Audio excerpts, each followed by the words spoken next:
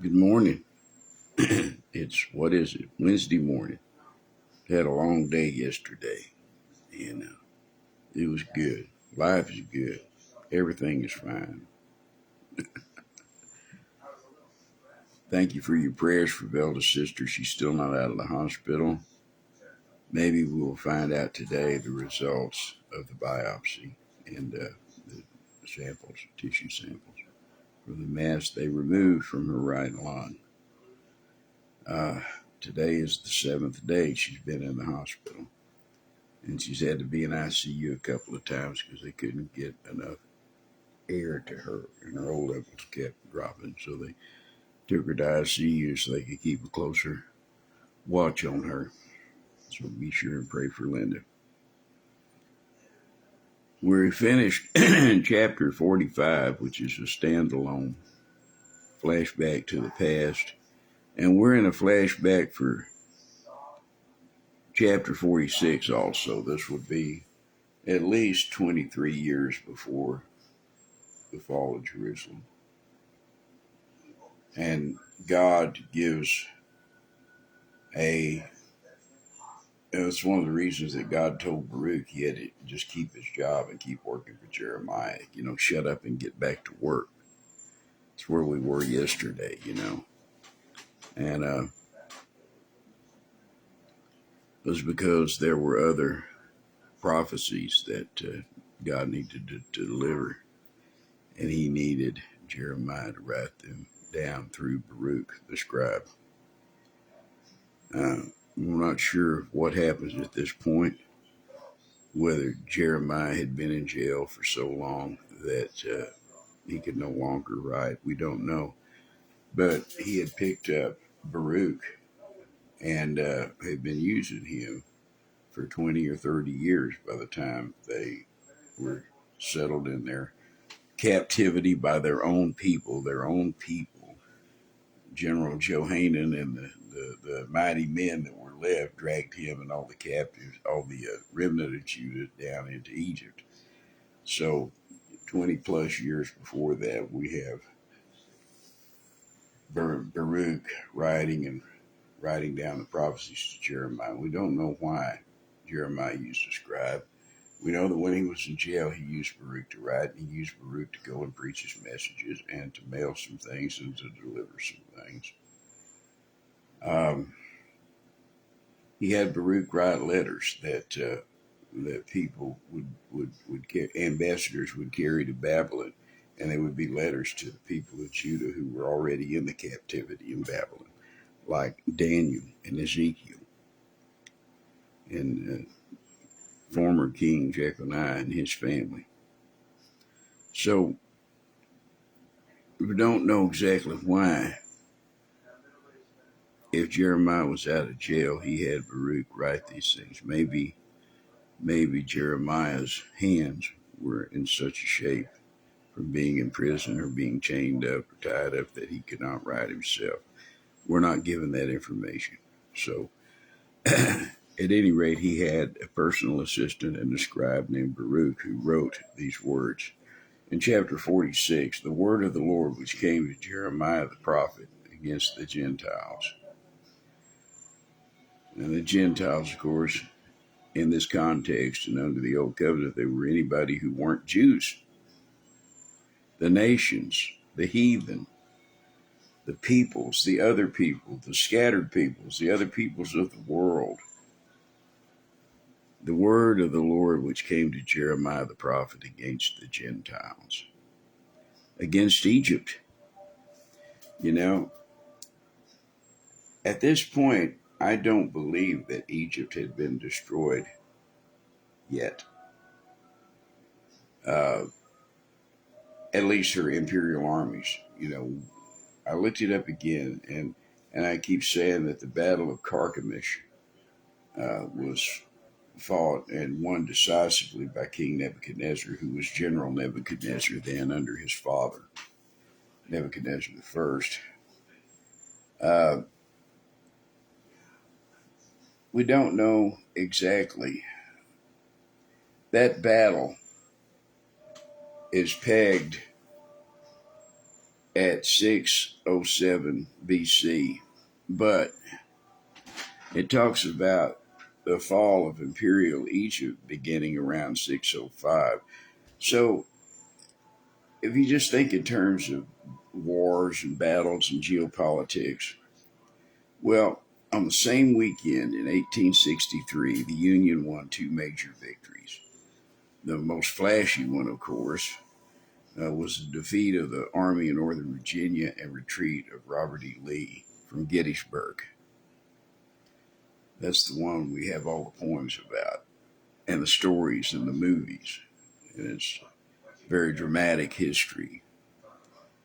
More important than the Battle of Gettysburg was Grant's victory at Vicksburg, Mississippi, because it gave the Union complete control of the Mississippi River. And the South was cut in half. And once that happened, there was no possible way for the South to win. So you could say that the South lost the war and the Union won the war over the 4th of July weekend of 1863. Yet the war continued until the spring of 1865. Well, we're talking about 2 years the same here, that the Egyptians were defeated by the Chaldeans at the Battle of Carchemish in 1607, but historians begin to date their demise and fall from 1605. They still had provinces, they still had deals with other countries, but after the Battle of Carchemish, Nebuchadnezzar's armies keep pushing Egypt farther back until at the time that Jerusalem was laid siege to by the Babylonians. By that time, what remained of the power of Egypt was on the African continent in Egypt and not spread out through the known world at the time, because they did not have that power anymore. They didn't have that economic power. They didn't have that, frankly, they didn't have the guts. They didn't have the spiritual power or the temperament. And they didn't have the soldiers. And of course, not having the army is an economic problem. In those days, you didn't serve out of patriotism, you served for pay. And 9 times out of 10, your pay was what you could steal from the enemies you killed. Men went to war to get rich. But you got to pay your army. You got to feed your army. And without a strong economy, you don't have a strong military. And so, we could learn that lesson today, by the way. So this is a prophecy against Egypt, who at the time of the writing was still a world power and still battling Babylon for control of the Middle East and Southern Europe, Northern Africa, and Western Asia, the known world at that time. And by known, I mean known to the conquerors, like the Assyrians and the Babylonians, and then the Persians who would come after them, and then, of course, the Greeks and the Romans from Europe after them. This is against Egypt during a time when Egypt was still a world power and struggling with Babylon for supremacy. The word of the Lord which came to Jeremiah, prophet, against the Gentiles, against Egypt, against the army of Pharaoh Necho, king of Egypt, which was by the river Euphrates in Carchemish, which Nebuchadnezzar, the king of Babylon, smote in the 4th year of Jehoiakim, the son of Josiah. You see that battle at Carchemish? We talked about that. That would have been 1607. We know that from secular history, see? But it talks about Pharaoh Necho. And we mentioned here that when the Battle of Carchemish happened and Nebuchadnezzar beat them, it was 1607.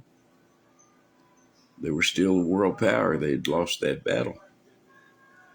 But there was a good king. They mentioned good King Josiah. They were talking about King Jehoiakim, who was wicked. They mentioned his father, good King Josiah. Well, Pharaoh Necho figures in here, you see. because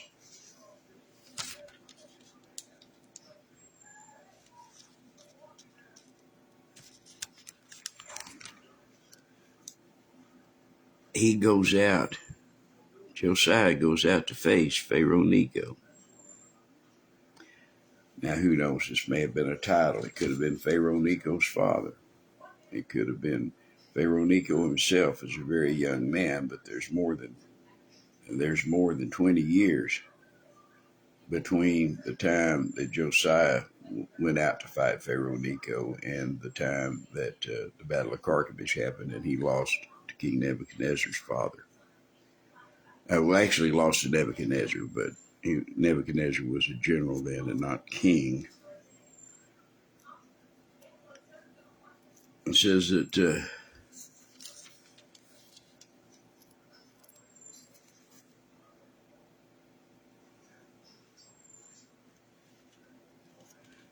King Josiah, am I looking at the right place? Yes. And we go all the way back to 624 BC, at least. Jeremiah is prophesying in the days of Josiah. So that's how long Jeremiah's been prophesying. He started during the reign of good King Josiah. But here is Pharaoh Necho and King Josiah back in chapter 23 of 1 Kings. This is in verse 29. In his days, Pharaoh Necho, king of Egypt, went up against the king of Assyria to the river Euphrates. See, Assyria had been subsumed by the Babylonian Empire, but they were still in control of their area. They were like an ally of Babylon, but Babylon was the head. So they still had armies, and they were serving Nebuchadnezzar, the king of Babylon, Nebuchadnezzar the first. In his days, Pharaoh Necho of Egypt went up against the king of Assyria to the river Euphrates. See, they're fighting way far away. Where Assyria was on the Euphrates is north at Nineveh to where Babylon was, further south on the Euphrates, closer to the land in between the Tigris and the Euphrates rivers. And so that this was a global war. They had gone all the way from Egypt, all the way north, and they had gone across Syria. And they'd gone deep into Iraq to the Euphrates to fight the Assyrians on their own turf. So this is a battle for a war that they're waging for world conquest. And the last two real players are Babylon and Egypt. See, Babylon has subsumed Assyria and the Medes, who will make a comeback with the Persians later, of course. But Egypt was a world empire. They're struggling for supremacy with Babylon. And Assyria is one of Babylon's allies. In his days, Pharaoh Necho, king of Egypt, went up against the king of Assyria to the river Euphrates. And King Josiah went against him, and he slew him at Megiddo. Now, we don't have a lot of details there. But when we look over here in 2 Chronicles, where we get some details about a lot of different things. Let's see, I'm up to good King Hezekiah. And then he had a son that was Manasseh, who got saved late in life. And Manasseh had the good King Josiah as his son.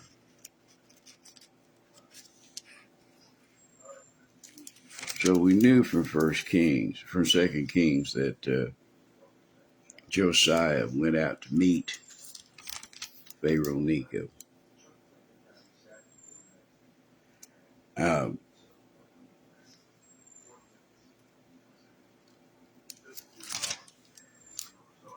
No wonder I can't find it. Two of my pages are stuck together.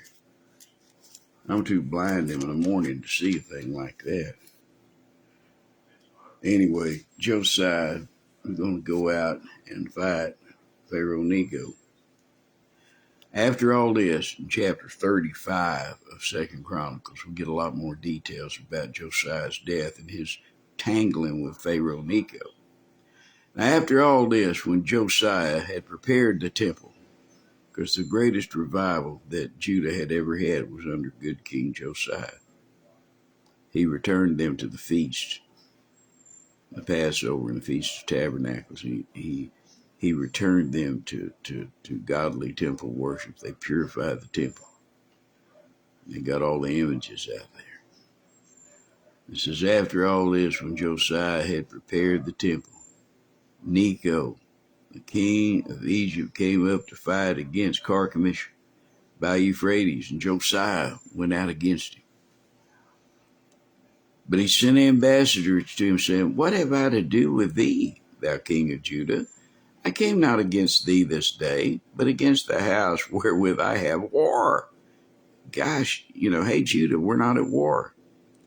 For God commanded me to make haste. Forbear thee from meddling with God, who is with me, that he destroy thee not. Old Pharaoh's telling a godly man that God told him to do something, and Josiah doesn't believe him. He should have believed him. Nevertheless, Josiah would not turn his face from him, but disguised himself that he might fight with him, and hearkened not unto the word of Necho from the mouth of God. You see, God had told him to go fight the Assyrians. God had told him to go do that. And it says, he hearkened not unto the words of Necho from the mouth of God. Well, God will never just speak to someone who's not saved. God will never speak to someone who's a heathen. Oh, yeah? Abram was a devil worshiper in the land of Chaldeans, in the land of the Chaldees, worshiping the gods of Semiramis and Nimrod and their bastard, satanically resurrected child, which is phony baloney nonsense, Tammuz. The beginning of the mother-child cut. His whole family was lost in idolatry, and God said, leave the country where you're at, leave your house, leave your family, leave your friends. Go now. Go now and don't look back. I'm going to take you somewhere else. I'm going to start over with you. God talked to him. You see, systematic theology puts you in a situation where everything has to fit your template. And when you read the Word of God, you have to come up with a reason to believe and to explain why it says something different than what it plainly says. The heathen mother-child cult worshiper, Necho of Egypt, of course, in Egypt it was Isis and Horus. It's the same queen of heaven, same thing. And then Ra, the sun god, her husband. They can't believe that God would speak to a heathen like that, but he did, and it says it right here. God can talk to whoever he wants to. We have no idea why he sent Pharaoh Necho during the days of Josiah to destroy the Assyrian army. But who knows, in God's plan, God is going to raise up King Nebuchadnezzar, who is a very young man now and a soldier. This is when Josiah gets killed, that's 20 years before the Battle of Carchemish. And maybe he needs to deal a blow to the Assyrians so that Nebuchadnezzar's daddy can take over the Assyrian Empire. You see, this is all happening. The thing I'm reading you with Josiah and Pharaoh Necho, that's happening 40 years before the fall of Jerusalem. At least. But it said that God talked to Pharaoh. Listen, he can talk to anybody he wants to. He's God. That's how he gets people to do things that would normally not listen to him. He makes people do stuff he wants them to do. We can never read this passage enough because it explains so much. God does what he wants to do. And he won't follow my rules or the Pope's rules or the rules of the Southern Baptist Convention. God does what he wants to do. And you can't explain it away in a bunch of systematic theology and double talk. Well, God can't do this. Who are you to say God can't do what? Verse 8, chapter 46 of Isaiah. Remember this and show yourselves men. Bring it again to mind, O ye transgressors. Remember the former things of old. Baptist, Pentecostal, Methodist. Remember the former things of old. For I am God, and there is none else. I am God, and there is none like me. Declaring the end from the beginning, and from ancient times of things that are not yet done, saying, my counsel shall stand, I will do all my pleasure, calling a ravenous bird from the east, and the man that executeth my counsel from a far country. Yeah, I have spoken it, I will also bring it to pass. I have purposed it, I will always do it. You see, God does what he wants to do. And in the case of Josiah, he talked to Pharaoh, the heathen Pharaoh, Necho. Nevertheless, Josiah would not turn his face from Pharaoh, but disguised himself that he might fight with him, and hearkened not unto the words of Necho from the mouth of God, and came to fight in the valley of Megiddo. That's going to be a famous one. That's where the Battle of Armageddon is going to be fought, the plain of Megiddo, or Megiddo. That's where the Antichrist will gather all the armies of the world against the Lord and against his Christ. And there will be multitudes in the valley of decision, for the day of the Lord is near in the valley of decision. They'll call the birds from the east and the west to eat the flesh of the dead. Chapter 19, Revelation. Oh my. And the archers shot at King Josiah, the last good king of Israel, of Judah.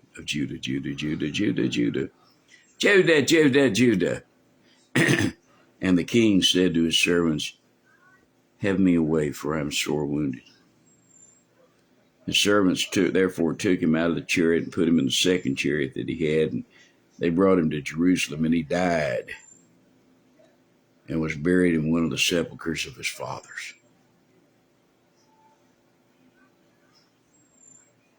And all Judah and Jerusalem mourned for Josiah. He was the last good king. Somehow they knew it. I want you to look at where they honored him. He was only 39 when he died. And see, the other thing to play here is that because Josiah turned to God with his whole heart, God said that he would not destroy Jerusalem during Josiah's lifetime.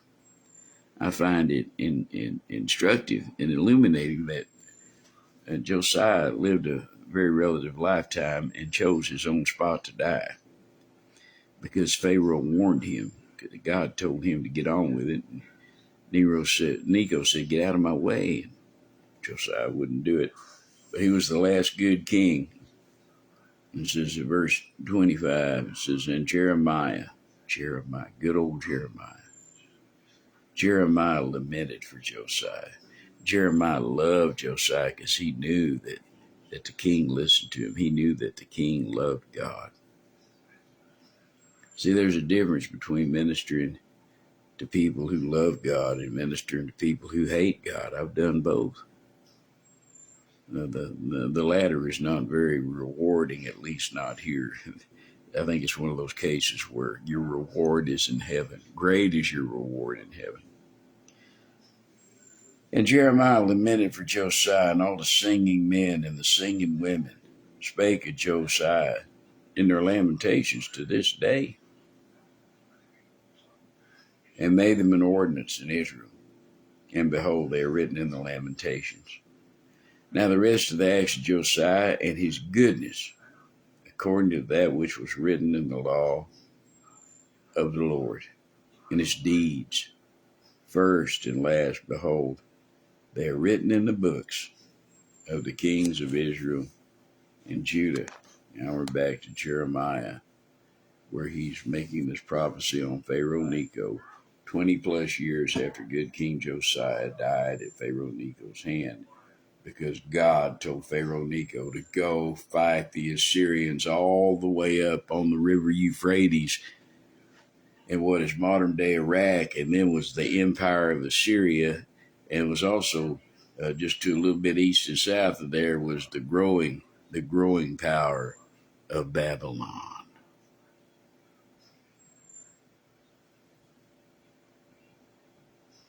The word of the Lord which came to Jeremiah the prophet against the Gentiles, chapter 46, verse 2. Jeremiah against Egypt, against the army of Pharaoh Necho, king of Egypt, which was by the river Euphrates in Carchemish, and which Nebuchadnezzar, the king of Babylon, smote in the 4th year of Jehoiakim, the son of Josiah, king of Judah. Now, as I've explained, depending on how you count that, that could have been anywhere between 608, 607, 606 BC, the 3rd year, the 4th year of Jehoiakim. But we know that the Battle of Carchemish was in 1607. So that's how we figure out some of these dates. Order ye the buckler and the shield, and draw near to battle. You see, God is prophesying against them through Jeremiah after the Battle of Carchemish. This was the big deciding battle that prevented Egypt from remaining a world power or regaining their former position as the world power. You know, there was a great power in Samaria, and which is ancient Babel, the land of the Chaldees, and then the power structure, the dynamic shifted in favor of Egypt, and Egypt ruled the world. Then the Assyrians rose to power. And then after them, of course, the Babylonians, then the Medes and the Persians, the Greeks, the Romans after them.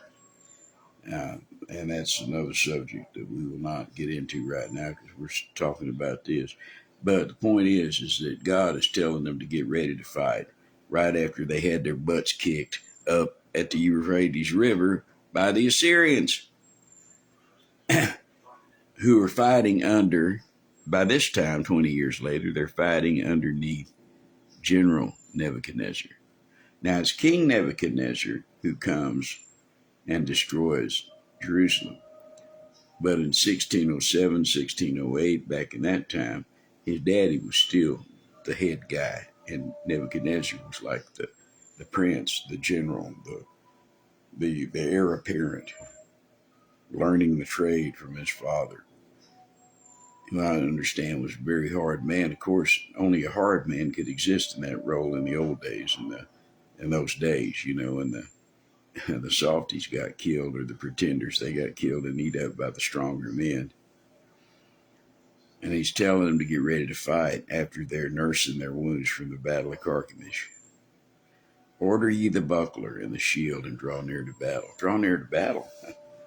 You know, we're bloody and tired and thirsty and hungry. We're beaten to a pulp. We're dragging our armor in the dust trying to get home. If it gets too heavy, we drop it along the way. We just want to go home and see if we can die there instead of here in this far place. I know they're feeling. See, I know I'm going to die in a far place. I won't be buried here. Not in my own country. It's hard to take sometimes, but I done bought my plot in Prospect Cemetery where Velda's people are buried. My people are scattered all hell to breakfast. And my mother's in Roswell, or Jow, New Mexico. My daddy and grandpa and grandma, they're in Houston. My brother, he's in San Antonio. The rest of my mama's family are scattered out in New Mexico, around Gallup, Rama, Grants. The rest of my mother's people are buried at Junction, and was the old hometown in Kimball County, Texas, in far southwest or west south Texas.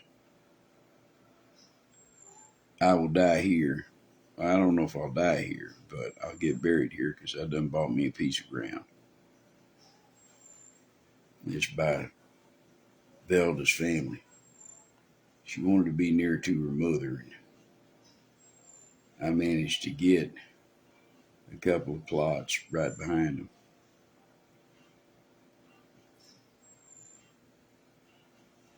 So anyway, those Egyptian soldiers that were trying to get home so that they could die at home. Order ye the buckler and the shield and draw near to battle. Harness the horses. Harness the horses. Get the horses ready. Again, the horses are tired. They've just got through with a battle.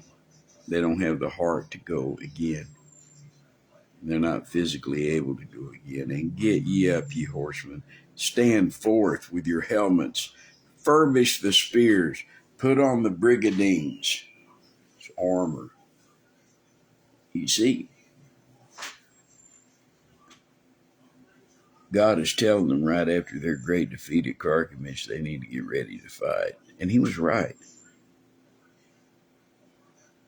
Because this long struggle, as I've explained to you, deals with the geopolitics of the day. Nebuchadnezzar wanted to take Judah as an ally and just use the area in Judah to stage a land invasion of Egypt and North Africa. He did that through 3 different puppet kings. But the kings would always rebel against him, and he'd have to change them up.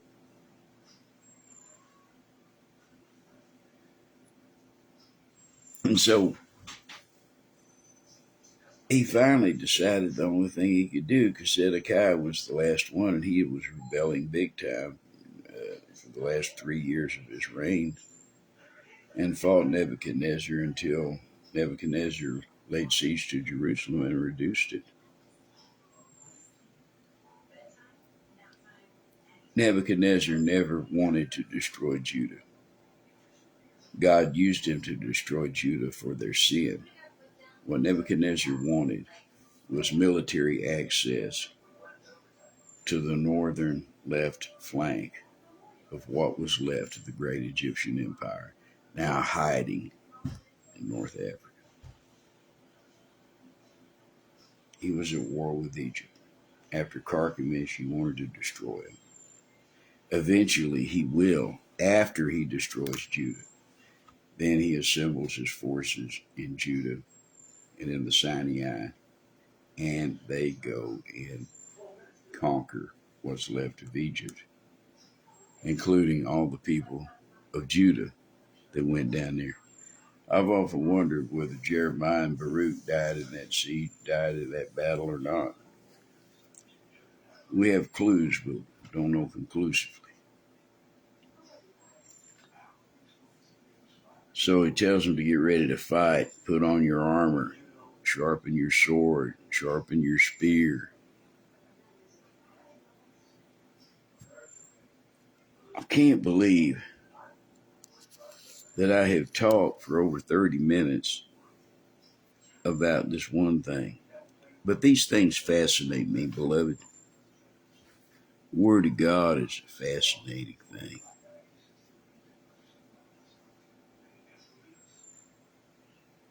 In eternity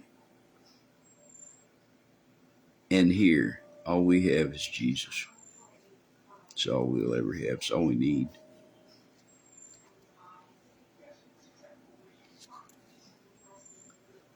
But it is a comfort to me to read the scriptures and know that it is the very Word of God. The same God who saved me, the same God who is returning for me, the same God who will seat me at his side to rule with him throughout the 1,000-year millennial kingdom. That same God talks to me through these words. If you're not fascinated by the Bible, you need to pray about it,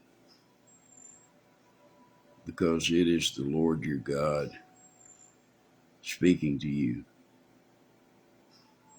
I remember I preached in Amos chapter 4. Prepare to meet thy God, O Israel. And some smart aleck guy that was more of a smart aleck than me, and he said something along the lines of, I said, prepare to meet thy God, O Israel. And he says, I meet him every morning during my Bible reading. Well, so do I. So do I. And he keeps me singing as I go. We'll have more of this tomorrow. God bless you.